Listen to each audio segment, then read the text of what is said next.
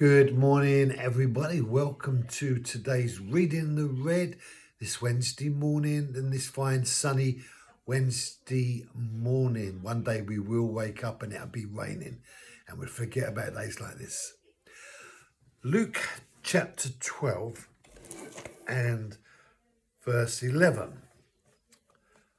Now, when they bring you before the synagogues and the officials and the authorities, do not worry about how or what you are to speak in your defense or what you are to say.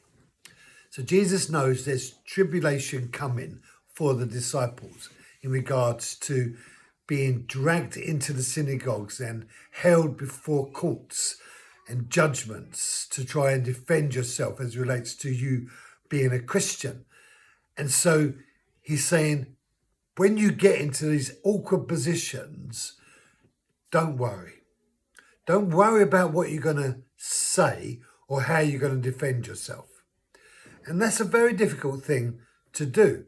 If you know something is coming down the road, there's a sense in which we worry or we become anxious about when it hits us.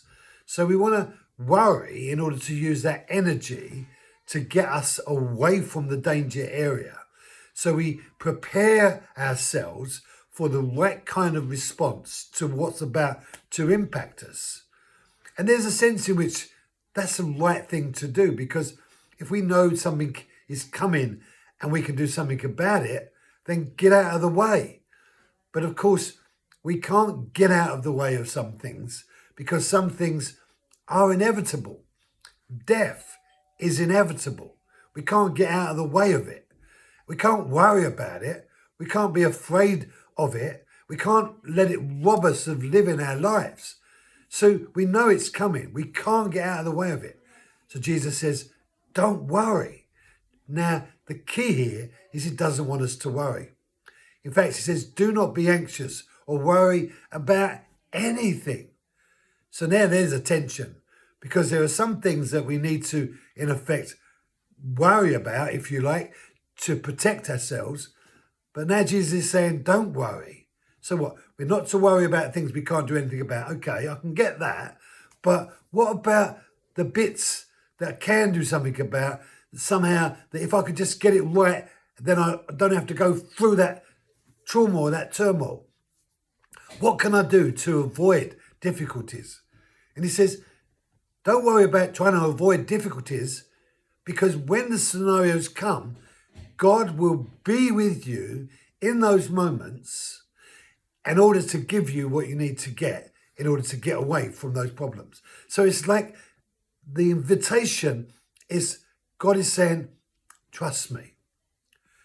Trust me. No matter what you're going to experience, trust me. He's wanting us to live in the peace and the tranquility of knowing that he's not going to let us down, that somehow God is going to bring an intervention. Doesn't matter what it is. They that wait upon the Lord shall renew their strength. Do not lean on your own understanding. In all your ways acknowledge him, and he will make your pathway straight. God is wanting us to take scriptures like this and use them to our advantage so that we don't get anxious about anything, because we can live in the peace and the security of trusting him. Well, that's a gift, and it's in verses like this. Thank you for joining me. Be blessed. Have a great day, and I'll see you tomorrow.